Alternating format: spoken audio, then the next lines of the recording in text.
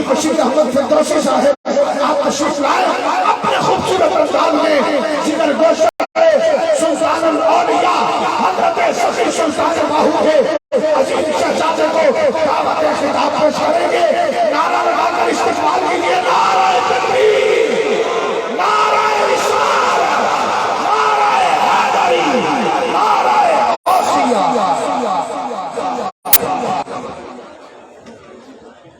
بسم اللہ الرحمن الرحیم. عزیزان گرامی، وقت کافی بیت چکا ہے. بلا تمہید پہلے دوستوں سے گزارش کروں گا، جو دوست کھڑے ہیں وہ بیٹھ جائیں. جو دوست احباب کھڑے ہیں سیکورٹی کے علاوہ وہ دوست تشریف رکھے بیٹھ جائیں. عزیزان گرامی، آج ہماری انتہائی خوش قسمتی سے یہ ہے کہ سلطان العارفین حضرت سلطان باہو رحمہ اللہ تعالی کے خانوادے میں سے ایک عظیم علمی شخصیت جن پر علم بھی ناز کرتا ہے کہ مجھے کسی نے اپنے سینے میں محفوظ کیا، اور پھر جہاں سے قبلہ صاحب زادہ صاحب نے علم کا فیض حاصل کیا، وہ نام اہل سنت کے اندر کوئی مخفی نہیں ہے. امام المناطق شیخ القرآن علامہ محمد منظور احمد صاحب رحمہ اللہ تعالی کے قدموں سے بیٹھ کر جو علم کا فیض حاصل کیا، آج پاکستانی میں نہیں پوری دنیا میں آپ کی فیض تقسیم فرما رہے ہیں. اور آپ کی تنظیم کے جو مقاصد ہیں ان میں سے سب سے پہلا جو مقصد ہے وہ ہے محبت کے پیغام کو عام کرنا، امن کے پیغام کو عام کرنا، فرقہ واریت سے قوم کو بچانا، اور اس قوم کو اتحاد اور محبت کا درس دے کے آقا کریم علیہ السلام کے در تک پہنچانا ہے. عزیزان گرامی، بلا تمہید میں گزارش کروں گا، جی تو چاہتا تھا میں آپ کے حوالے سے کچھ تفصیلاً تعارف کراتا. جس طرح پاکستان میں مقبوضہ کشمیر ہے، اسی طرح انڈیا میں ایک ریاست ہے جوناگڑھ کے نام سے،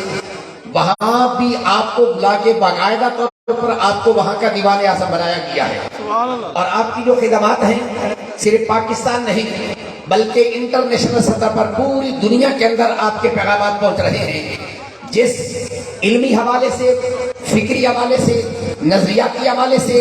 آپ پیغام دنیا تک پہنچا رہے ہیں، تاکہ دنیا کو پتہ چلے کہ اصل خانقاہوں کا جو پیغام تھا وہ پیغام یہی ہے جو صاحبزادہ سلطان احمد علی صاحب دنیا تک پہنچا رہے ہیں. آپ دنیا کی کتنی یونیورسٹیز میں تشریف لے کے گئے، وہاں فرماتے ہیں کہ جہاں جہاں بڑی بڑی یونیورسٹیوں میں داخلے کے کچھ شرائط تھے کہ اتنا تعلیم یافتہ آدمی فلاں فلاں ڈگری کا حامل اس یونیورسٹی میں یا لائبریری کے اندر جا سکتا ہے. تو جب میں گیا تو وہ لوگ دیکھ کے کہنے لگے یہ تو ابھی ننھا منھا بچہ ہے، اس کے پاس اتنی ڈگریاں کہاں سے ہوگی. لیکن جب آپ نے ان کے ساتھ گفتگو کی، آپ نے بتایا، تو ان لوگوں نے آپ کا وہ استقبال کیا جو شاید دنیا میں کبھی کسی نے نہ کیا ہوگا. آپ حضرات سے بس اتنی سی درخواست ہے کہ آج قبلہ صاحبزادہ پیر طریقت سید خلیل الرحمن شاہ صاحب دامت برکاتہ القدسیہ اور آپ کے رفقا کی وساطت سے ہم خوش نصیب ہیں. آج ان کی زیارت بھی کر رہے ہیں اور ابھی آپ کا خطاب لاجواب شروع ہونے والا ہے. بڑی محبت سے درخواست کروں گا، کسی نے باتیں نہیں کرنی، ادھر ادھر نہیں ہونا. بڑا علمی فکری خطاب ہے اور یہ صرف دماغ کے ساتھ نہیں بلکہ دل کے کانوں کے ساتھ سننے کے قابل ہے. اس کو محفوظ کیجئے. بڑی محبت سے میں آپ کو دعوت دینا چاہتا ہوں، ذرا محبت کا اظہار کریں گے. نعرہ تکبیر، نعرہ تکبیر، نعرہ رسالت، نعرہ رسالت. انجمن منصور العارفین، عالمی تنظیم العارفین. حق باہو سچ باہو، حق باہو سچ باہو، حق باہو سچ باہو، حق باہو سچ باہو، حق باہو سچ باہو، حق باہو سچ باہو، حق باہو سچ باہو، حق باہو سچ باہو.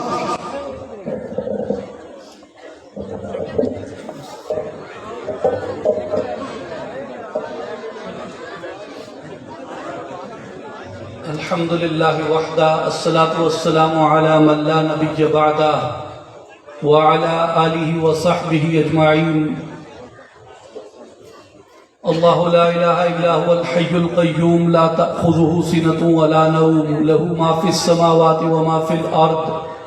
من ذا الذي يشفع عنده إلا بإذنه يعلم ما بين أيديهم وما خلفهم ولا يحيطون بشيء من علمه إلا بما شاء واسع كرسيه السماوات والأرض ولا يؤوده حفظهما وهو العلي العظيم إن الله وملائكته يصلون على النبي يا أيها الذين آمنوا صلوا عليه وسلموا تسليما اللهم صل على سيدنا ومولانا محمد وعلى آل محمد وبارك وسلم بآواز بلند پڑھیں الصلاۃ والسلام علیک یا رسول اللہ، الصلاۃ والسلام علیک یا حبیب اللہ، الصلاۃ والسلام علیک یا نور اللہ، الصلاۃ والسلام علیک یا محمد رسول اللہ صلی اللہ علیہ وآلہ وبارک وسلم۔ قابل احترام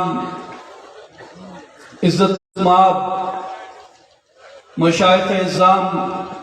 علماء کرام، بزرگوں، بھائیوں،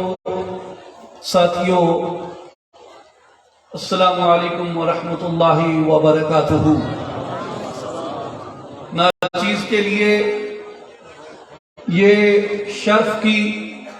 سعادت کی اور خوش قسمتی کی بات ہے کہ آج کے اس نورانی، عرفانی، علمی محفل پاک میں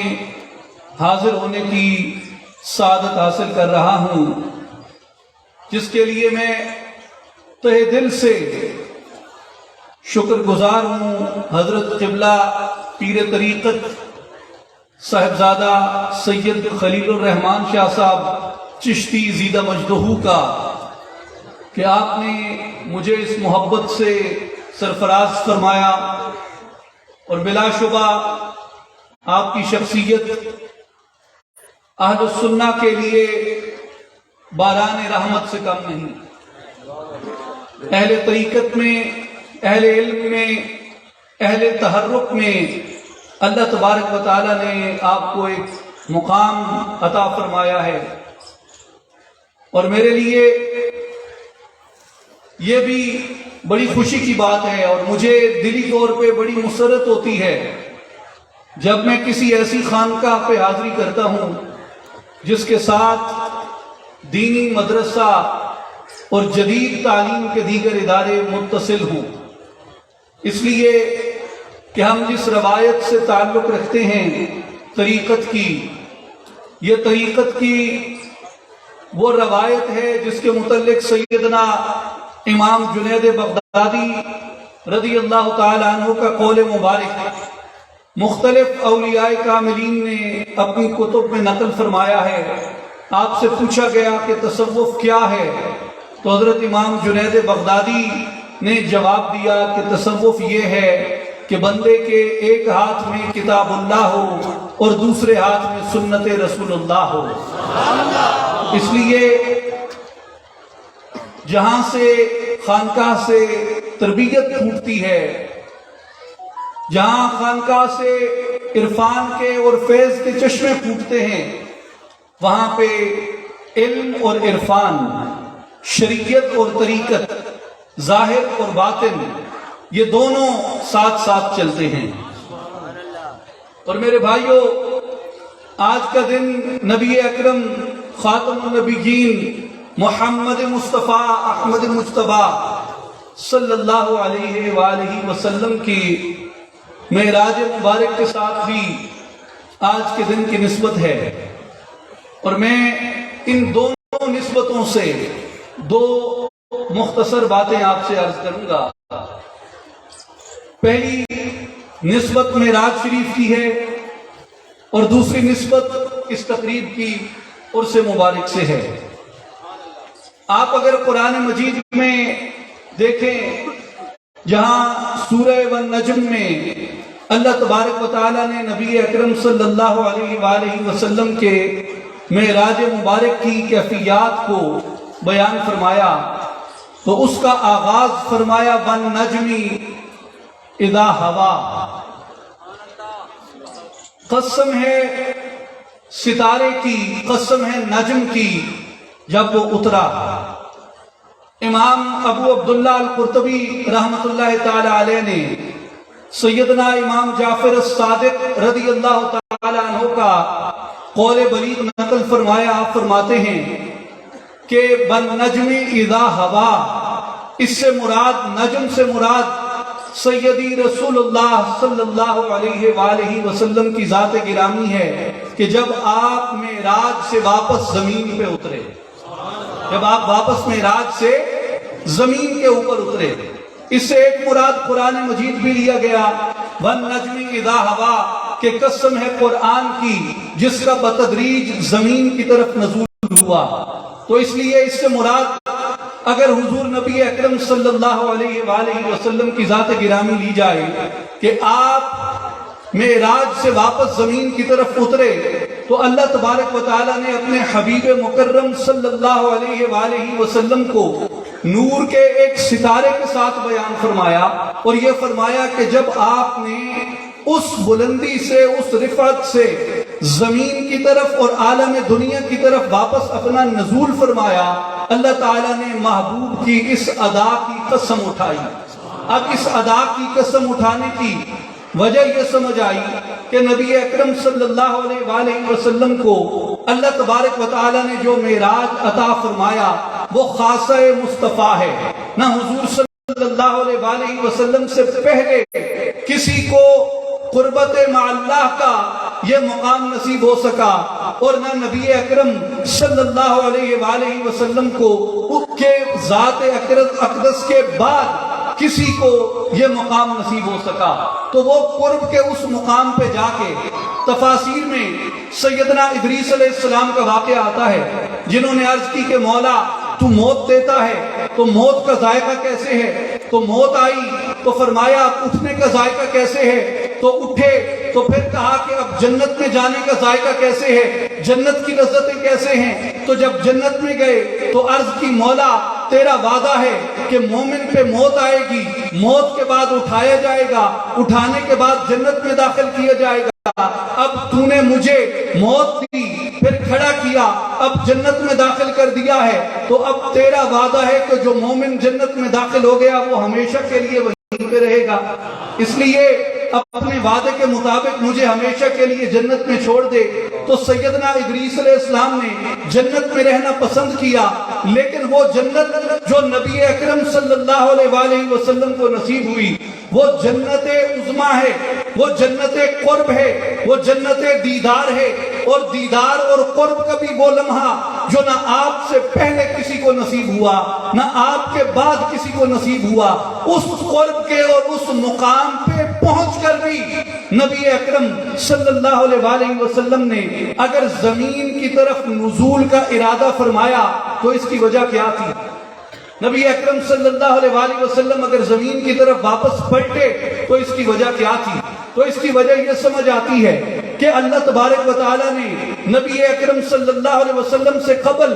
सैयदना आदम अलैहिस्सलाम से लेके सैयदना ईसा अलैहिस्सलाम तक जो दीन भेजा था उस दीन की अभी तकमील बाकी थी। और मेराज मुस्तफ़ा सल्लल्लाहु अलैहि वसल्लम नबूवत के 12वें बरस हुआ, यानी 12 बरस और कुछ महीने ऊपर, तो नबूवत के 12वें बरस हुआ, लेकिन कुरान की अभी तकमील रहती थी, शरीयत के आकाम की अभी तकमील रहती थी। नबी अकरम सल्लल्लाहु अलैहि वसल्लम ने अल्लाह की जिस वहदत और तौहीद को लोगों के दिलों के अंदर जागुज़ी करना था, अभी मक्का के सिर्फ चंद सरफरोश थे, मक्का के चंद जानिसार थे, मक्का के चंद सहाबा थे जिनके सीनों के अंदर तौहीद रासिख हुई थी। लेकिन वो भी तौहीद का अभी ये मरहला था कि वो शिर्क से बेजार थे, वो उन बुतों से बेजार थे जो काबे के अंदर रखे गए थे, वो उस शिर्क से बेजार थे जो अहद जाहिलिया की रवायत में था, वो उस शिर्क से बेजार थे जिसमें खुदा के साथ माबूद बनाकर पत्थर के या लकड़ी के या मिट्टी के वो बुत रखे गए थे। लेकिन अभी वो तौहीद का इत्माम रहता था जिसमें ला इलाहा इल्लल्लाह के एक मतलब में ला हुबल और ला उज़ा भी है, ला मनात भी है। ये मरहला तो मुकम्मल हो चुका था तौहीद का, लेकिन तौहीद का अभी ये मरहला रहता था جس میں لا الہ الا اللہ کے ایک مفہوم میں لا قیصر بھی تھا، لا کسرا بھی تھا، ابھی جہاد کے احکامات رہتے تھے، ابھی فقہ رہتی تھی، ابھی عدالت رہتی تھی، ابھی قضاء کے فیصلے رہتے تھے، ابھی تجارت رہتی تھی، ابھی معیشت رہتی تھی، ابھی سیاست رہتی تھی، ابھی ریاست رہتی تھی۔ تو ان تمام چیزوں کی تکمیل ہونی تھی جو نبی اکرم صلی اللہ علیہ وآلہ وسلم نے اپنے وجود بشری کے ساتھ انسانوں کے درمیان رہتے ہوئے، انسانوں کے درمیان معاملہ کرتے ہوئے جسے سر انجام دینا تھا، جسے عرف عام میں اصطلاح میں فریضہ نبوت کی سر انجام دہی کہا جاتا ہے، فریضہ رسالت کی سر انجام دہی کہا جاتا ہے۔ اس لیے نبی پاک صلی اللہ علیہ وسلم جب قرب کے اس مقام پر ہیں، جب اللہ تبارک و تعالیٰ کی معیت کے اس مقام کے اوپر ہیں، تجلیات کے اس گھیرے کے اندر ہیں، اس مقام پہ رہتے ہوئے بھی نبی پاک صلی اللہ علیہ وسلم نے اپنے فریضہ رسالت کو، اپنے فریضہ نبوت کو ترک نہ کیا، اور جب وقت آ پہنچا تو اجازت چاہی کہ مولا اب تیری مخلوق میں تیرے دین کی تکمیل کے لیے، تیری کتاب کی تکمیل کے لیے، تیرے وعدے کی تکمیل کے لیے، تیری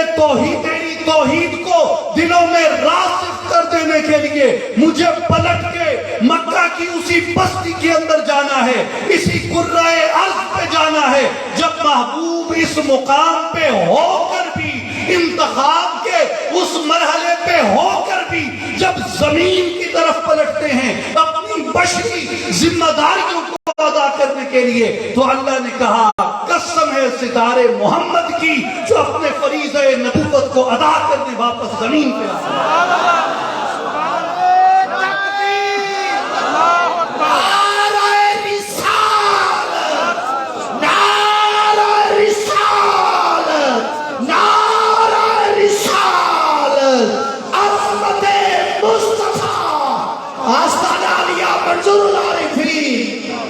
میرے بھائی اور بزرگوں،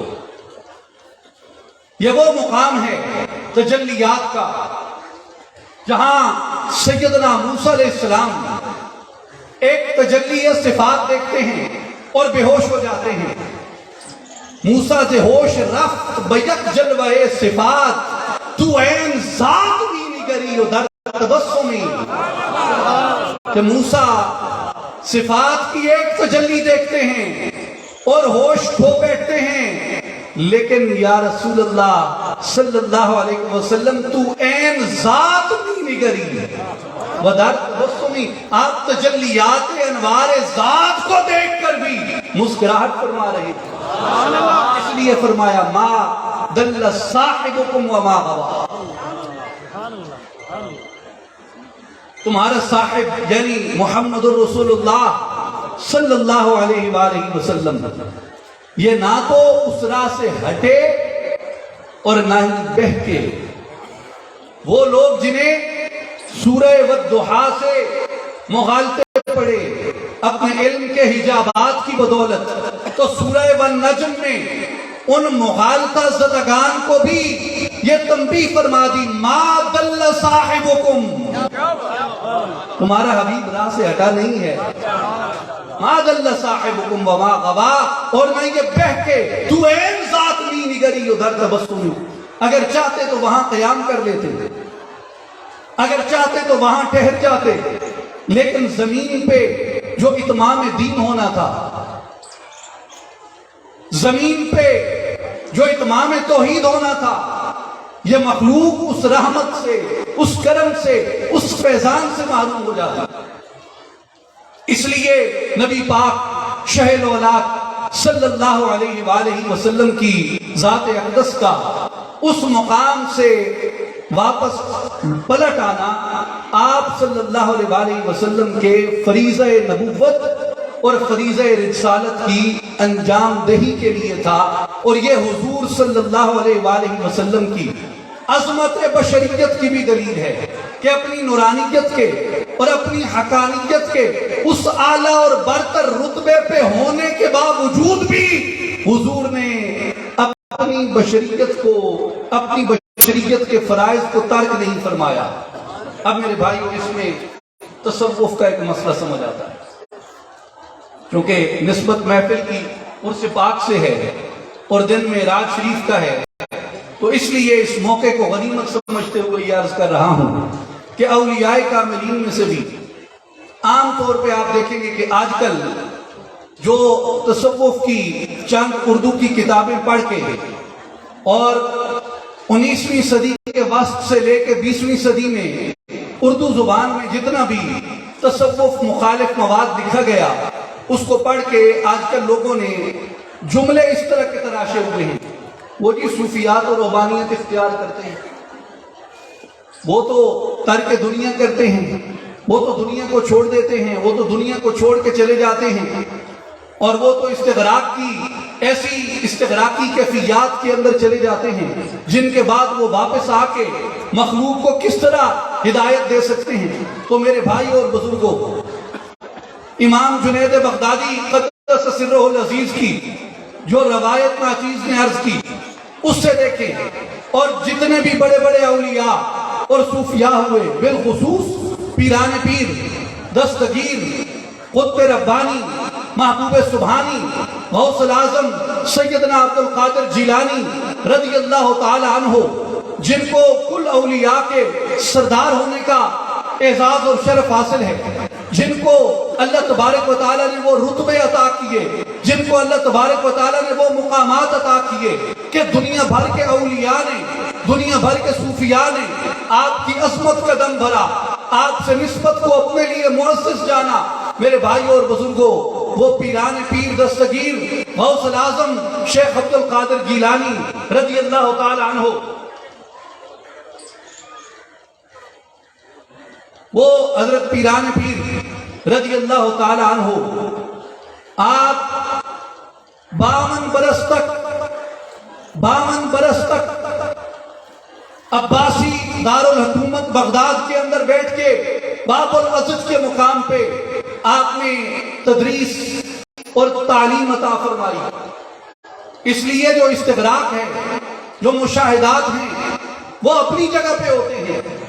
लेकिन जो औलियाए कामिलीन होते हैं वो उस इस्तिग़राक़ को, उस अनवार की कैफियत को और उन तजल्लियात को हासिल ही इसीलिए करते हैं कि उनके वजूद की कसाफत कम हो जाए,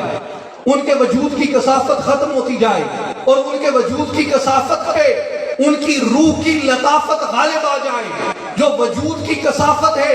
इसके अंदर रज़ाइल भी पनप सकते हैं, लेकिन जब कसाफत पर लताफत गालिब आ जाती है, जब वजूद की जुल्मत पे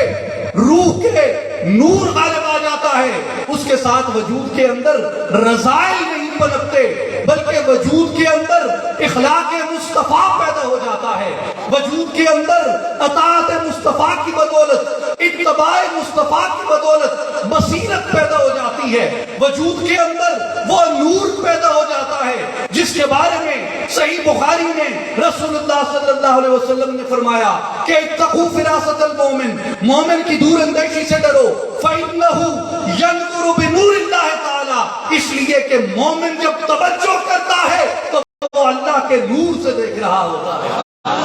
तो मोमिन की जो तवज्जो है, मोमिन की जो तवज्जो है, वो इन मुकाशिफात के जरिए, इन मुजाहिदात के जरिए, इन मुशाहिदात के जरिए वो तक़वियत पाती है। इसलिए नबी पाक सल्लल्लाहु अलैहि वसल्लम जब मबूस हुए तो बेश्त मुबारक के 12वें बरस आपको मेराज शरीफ कराई गई, और उसके बाद भी नबी पाक सल्लल्लाहु अलैहि वसल्लम पर 11 बरस तक वही मुबारक आप पे होती रही और कुरान मजीद की उसके बाद तक तकमील होती रही। इससे भी सूफिया ये नतीजा अखज़ करते हैं कि कुर्ब के आला तरीन दर्जे पे पहुंचने के बाद भी अल्लाह तबारक व तआला अपने नेक और बरगुज़ीदा बंदों को ये मोहलत अता करता है कि जो इखलाक, जो सिफात उन्होंने अपने खालिक की अनवार और तजल्लियात से अखज़ किया, वो अपनी सोहबत और गुर्बत में बैठने वालों के सीनों में मुंतकिल कर सके। इसलिए सूफिया के यहाँ जो सिफात इलाहिया से इस्तिफादा किया जाता है, मसलन सिफत रहमत से, सखावत की सिफत से, माफ करने की सिफत से, बख्शने की सिफत से, بغیر صلے کے لالچ کے لوگوں کو دینے کے، اور اس کے علاوہ بھی جتنی صفات ہیں، ان صفات سے جو استفادہ کیا جاتا ہے یہ ان انوار کی برکت سے ہوتا ہے، اس قرب کی برکت سے ہوتا ہے۔ اب میرے بھائیوں آگے آئیے، قرآن مجید میں اللہ تبارک و تعالیٰ فرماتا ہے وَمَا يَنْتِقُ عَنِ الْهَوَىٰ إِنْ هُوَ إِلَّا وَحْيٌ يُوحَىٰ۔ میرے محبوب پاک شہل اولاق صلی اللہ علیہ وسلم، آپ کلام نہیں فرماتے اپنی خواہش سے، اور جو بھی کہتے ہیں وہ وحی الہی ہوتا ہے، جس کی وہ دہن، جس کی ہر بات وحی خدا، چشمہ علم و حکمت پہ لاکھوں سلام۔ محبوب کا دہن، محبوب کا دہن وہ دہن ہے، حضور کا نطق وہ نطق ہے جس میں کسی بشری خواہش کو دخل نہیں ہے۔ حضور کا نطق مبارک، حضور کا کلام مبارک وہ کلام ہے جو کلام، جو اللہ کی وحی ہے۔ اور میرے بھائیوں اس کے ساتھ اللہ تبارک و تعالیٰ نے فرمایا وَعَلَّمَهُ شَدِيدُ الْقُوَىٰ۔ لیکن اس آیت مبارک کی تفسیر سے پہلے میں آپ سے قرآن مجید کی ایک اسلوب عرض کرنا چاہتا ہوں، توجہ ہے بھائی آپ سب کی۔ سبحان اللہ۔ قرآن مجید میں اللہ تبارک و تعالیٰ نے اپنی بے شمار صفات بیان فرمائی، اور ان صفات کے بیان کرنے کا ایک اسلوب ہے کہ جس مقام پہ جو صفت بیان کی اس کے ساتھ اللہ تبارک و تعالیٰ نے اس عمل کو اور اس فعل کو بھی بیان کیا جس کے ساتھ وہ صفت وارد ہوتی ہے۔ مثال کے طور پر اللہ تبارک و تعالیٰ نے بستیوں کو ہلاک کرنا، ان پہ پکڑ کرنا، جب اسے بیان کیا تو اس کے ساتھ اپنی ایک صفت بیان کی وَكَمْ أَهْلَكْنَا مِنَ الْقُرُونِ بَعْدِ نُوحٍ وَكَفَىٰ بِرَبِّكَ بِذُنُوبِ عِبَادِهِ خَبِيرًا بَصِيرًا۔ کہ سیدنا نوح علیہ السلام کے بعد بھی کئی بستیوں کو اللہ فرماتا ہے کہ ہم نے ہلاک کیا، اور گناہوں کو جاننے کے لیے اللہ تبارک و تعالیٰ نے اپنی صفت خبیر کا اظہار کیا کہ وہ خبیر ہے، خبر رکھتا ہے، اور بصیر ہے، ہر چیز کو دیکھتا ہے۔ یعنی اس کو کوئی معلوم، اگر بندہ اقرار جرم میں ہے، اگر یہ نام بھی لکھیں تو بھی اللہ تبارک و تعالیٰ اس گناہ سے واقف ہے، اس لیے کہ وہ خبیر ہے۔ اسی طرح اللہ تبارک و تعالیٰ نے جہاں لوگوں کو رزق اور کثرت سے رزق عطا کیے جانا بیان کیا تو اسے اپنی مہربانی کی طرف لوٹایا کہ یہ جو رزق ملتا ہے یہ تمہارے رب کی مہربانی ہے۔ اللہ لطیف بعبادہ یرزق من یشاء۔ اللہ جسے چاہتا ہے رزق عطا کرتا ہے، اس لیے کہ وہ اپنے بندوں پر مہربانی فرماتا ہے۔ گویا رزق کا ملنا اس کی صفت لطیف کی طرف اس نے لوٹایا۔ اسی طرح قل ان کنتم تحبون اللہ فاتبعونی یحببکم اللہ ویغفر لکم ذنوبکم واللہ غفور الرحیم۔ صلی اللہ علیہ وسلم نے فرما دیجئے کہ جو یہ چاہت رکھتا ہے اسے محبت الہی نصیب ہو جائے تو وہ حضور کی اطاعت کرے، جو حضور کی اطاعت کرے گا اللہ تبارک و تعالیٰ اسے اپنی محبت عطا فرما دے گا، اور تمہارے گناہوں کی استغفار کو، توبہ کرنے کو، معافی مانگنے کو اپنی صفت تواب کی طرف لوٹایا، اس لیے کہ وہ تواب ہے۔ اب بات سمجھ آئی؟ جہاں گناہوں کے جاننے کی بات آئی، لوگوں کے گناہ کرنے کی بات آئی تو ان پر اپنی بصیرت اور اپنی خبر کے بارے میں ہمیں مطلع کیا۔ جہاں پر معاف کرنے کی، توبہ کی بات آئی تو وہاں اپنی صفت تواب سے ہمیں متعارف کرایا۔ جہاں عذاب دینے کی بات آئی وہاں اللہ تبارک و تعالیٰ نے شدید العقاب سے ہمیں متعارف کرایا، وہاں اللہ تبارک و تعالیٰ نے ہمیں اپنے قہار ہونے سے متعارف کرایا۔ تو میرے بھائی اور بزرگوں، اب قرآن مجید میں سورہ والنجم کی اس آیت مبارکہ میں غور کیجئے کہ وَعَلَّمَهُ شَدِيدُ الْقُوَىٰ، کہ وہ زبردست قوت والا ہے جس نے اپنے بندے محبوب مصطفیٰ صلی اللہ علیہ وآلہ وسلم کو علم عطا فرمایا ہے۔ تو گویا حضور کا علم، حضور کو علم عطا کیا جانا، اللہ تبارک و تعالیٰ نے نہ صرف اپنی قدرت کی طرف لوٹایا بلکہ اپنی قوت کی طرف لوٹایا۔ اس کی قوت کو بیان کر دینا ہی کافی تھا کہ یہ کبھی نے یہ علم عطا کیا، قوت کے اندر بھی مبالغہ پیدا کیا اور مبالغے کے ساتھ فرمایا شدید القوا، ایسی قوت جو عظیم ہے، ایسی قوت جو بزرگ ہے، ایسی قوت جو پرتر ہے، ایسی قوت جو تعین سے ماورا ہے، ایسی قوت جو ادراک سے بالا ہے، ایسی قوت جو فہم سے ماورا ہے۔ ایسی شدید قوت والے نے اپنے بندے محمد مصطفیٰ کو وہ علم عطا کیا ہے۔ تو اب کون ہے جس کو اس کی قدرت کے اندر، اس کی قوت کے اندر شک ہوگا؟ جب اس کی قوت میں شک نہیں ہے، محمد مصطفیٰ کے علم میں کیسے شک ہے؟ نعرہ تکبیر، نعرہ رسالت، نعرہ رسالت، عظمت و شان مصطفیٰ، مقام مصطفیٰ۔ تو حضور صلی اللہ علیہ وآلہ وسلم کو، حضور صلی اللہ علیہ وآلہ وسلم کو علم عطا کیا جانا، یہ اللہ تبارک و تعالیٰ نے اپنی شدید قوت کی طرف لوٹایا ہے۔ تو جسے اس بات میں شک ہے کہ اللہ معاف کرتا ہے یا نہیں کرتا، اسے صفت تواب میں شک ہے۔ جسے اس بات میں شک ہے کہ اللہ شدید عذاب دے سکتا ہے یا نہیں دے سکتا، اسے شدید العقاب کی صفت میں شک ہے۔ جسے اس بات میں شک ہے کہ اللہ جانتا ہے یا نہیں جانتا، خبر رکھتا ہے یا نہیں رکھتا، اسے صفت خبیر میں شک ہے۔ جسے اس بات میں شک ہے کہ اللہ دیکھتا ہے یا اللہ نہیں دیکھتا، اسے اللہ کی صفت بصیر میں شک ہے۔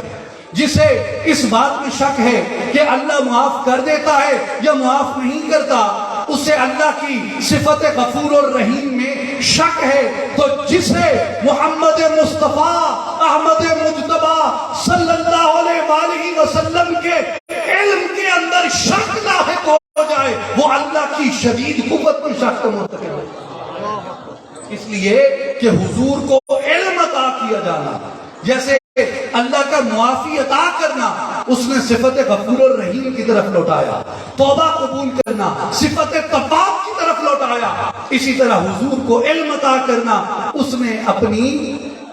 صفت قوت شدید کی طرف لوٹایا۔ میرے بھائی اور بزرگوں، اس مسئلے پہ دوبارہ آتے ہیں۔ ایک مثال معراج شریف سے عرض کر دوں۔ علماء عام اس کو جانتے ہیں، میں صرف عوام کے لیے، لوگوں کے لیے جو بھائی بزرگ بیٹھے ہیں ان کے لیے عرض کر رہا ہوں۔ علماء کے لیے تو شاید یہ تحصیل حاصل ہوگی کہ اللہ تعالیٰ نے فرمایا سبحان الذی اسری بعبدہ لیلا من المسجد الحرام الی المسجد الاقصی، کہ پاک ہے وہ جو ایک ہی رات میں اپنے بندے کو لے گیا مسجد حرام سے مسجد اقصی کی طرف۔ تو اس میں علماء کرام نے یہ استدلال کیا کہ نبی پاک صلی اللہ علیہ وسلم کو اللہ تبارک و تعالیٰ نے عبد کہا، عبد، سبحان الذی اسری بعبدہ، عبد کہا۔ تو عبد جو ہے یہ مجموعہ ہوتا ہے جسم کا اور روح کا۔ عبد میں دونوں چیزیں جمع ہیں، یعنی روح نہ ہو خالی جسم کو بھی عبد نہیں کہتے، جسم نہ ہو خالی روح کو بھی عبد نہیں کہتے۔ تو جو عبد ہے یہ مجموعہ ہے جسم کا اور روح کا۔ تو اس لیے حضور صلی اللہ علیہ وآلہ وسلم کا جو معراج شریف ہے یہ جسمانی معراج ہے، یعنی حضور صلی اللہ علیہ وسلم نے اپنی عبودیت کے، اپنے عبد ہونے کے، اپنی بشریت کے تمام تقاضوں کے ساتھ مسجد حرام سے مسجد اقصی کی طرف اور پھر مسجد اقصی سے عالم بالا کی طرف سفر فرمایا۔ تو اب اس میں شک ہو سکتا تھا کسی کو، کہ یہ کیسے ہو سکتا ہے؟ تو اللہ تعالیٰ نے اپنی صفت سبحان کو بیان کی کہ وہ پاک ہے،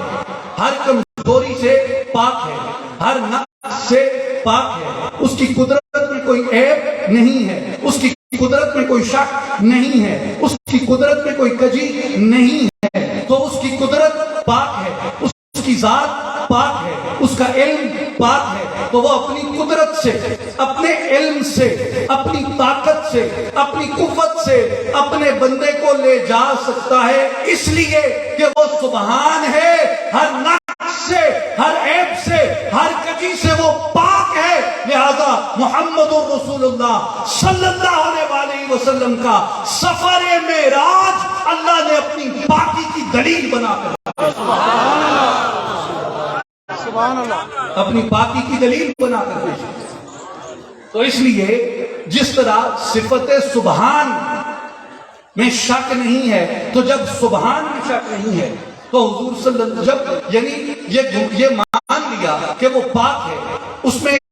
وہ ہر کمزوری سے پاک ہے، وہ ہر نقص سے پاک ہے، وہ جو چاہے وہ کر سکتا ہے، تو اس لیے اگر وہ چاہے تو بندے کو راتوں رات مسجد حرام سے مسجد اقصی کی طرف لے جا سکتا ہے۔ تو اسی طرح جس طرح حضور کا معراج جسمانی اس نے اپنی صفت سبحان کے ساتھ بیان کیا، اسی طرح حضور صلی اللہ علیہ وسلم کے علم تمام کو اور حضور کے علم اکمل کو اور حضور کے علم جامع کو اپنی صفت قوی کے ساتھ بیان۔ نعرہ تکبیر، نعرہ رسالت، عظمت و شان مصطفیٰ۔ اس میں حضور صلی اللہ علیہ وسلم کے علم کے بارے میں الرحمن علم القرآن، وہ رحمان ہے جس نے اپنے بندے کو قرآن کا علم عطا کیا۔ تو یہاں پر غور کیجیے، حضور صلی اللہ علیہ وسلم کے علم عطا کیے جانے کو اللہ تبارک و تعالیٰ نے اپنے رحمان ہونے کی طرف لوٹایا ہے کہ وہ رحمان ہے جس نے اپنے بندے کو قرآن کا علم عطا فرمایا۔ اب یہاں تک تو یہ دلیل مکمل ہوئی کہ حضور صلی اللہ علیہ وسلم کا علم اکمل ہے اور حضور صلی اللہ علیہ وسلم کے علم میں کوئی کمی نہیں ہے، اور حضور صلی اللہ علیہ وسلم کا علم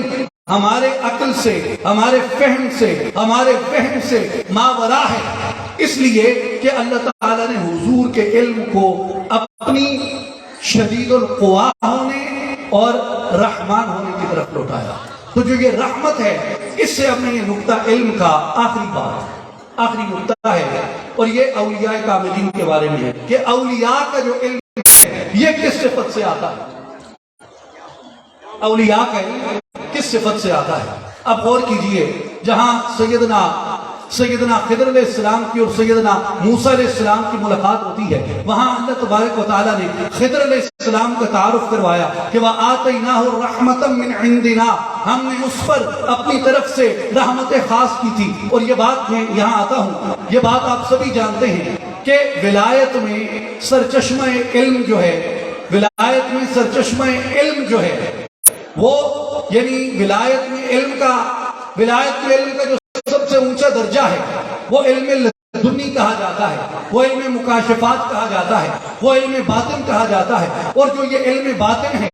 یہ اولیاء سیکھنے کے لیے اور اس کی تربیت کے لیے بطریق باطن سیدنا خضر علیہ السلام کی صحبت میں بھیجے جاتے ہیں، یعنی بکثرت۔ اور آپ اولیاء کاملین کے تذکار پڑھیں، ان کی سوانح پڑھیں، ان کی کرامات کو پڑھیں، تو آپ کو معلوم ہوگا کہ ان کے فیض کے ذرائع میں سے، ان کے علم کے ذرائع میں سے ایک ذریعہ سیدنا خضر علیہ السلام کی ملاقات بھی ہے، اس لیے کہ سیدنا خضر علیہ السلام وہ وحدی علم ان کے سینوں کے اندر منتقل فرماتے ہیں۔ اب میرے بھائیو غور کیجئے کہ سیدنا خضر علیہ السلام کو جو علم عطا کیا، فرمایا وَآتَيْنَاهُ رَحْمَةً مِّنْ عِنْدِنَا، ہم نے اپنی بارگاہ خاص سے ان پہ رحمت خاص کی تھی۔ مولا ان پہ کیا رحمت خاص کی تھی؟ فرمایا وَعَلَّمْنَاهُ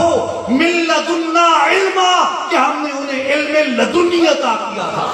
جس طرح حضور کے علم کو بیان کیا۔ الرحمن علم القرآن، یہ رحمان ہے جس نے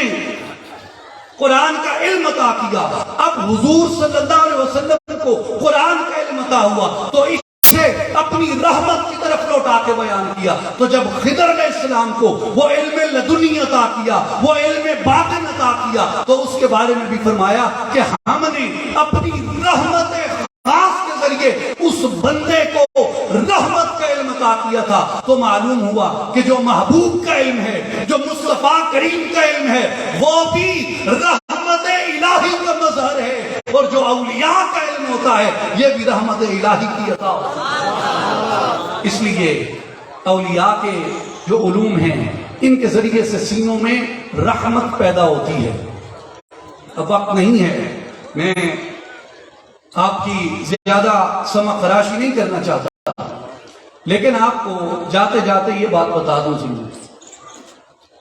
کہ بنیادی تقاضا صوفیاء کے اور اولیاء اللہ کے علم کا اور ان کی صحبت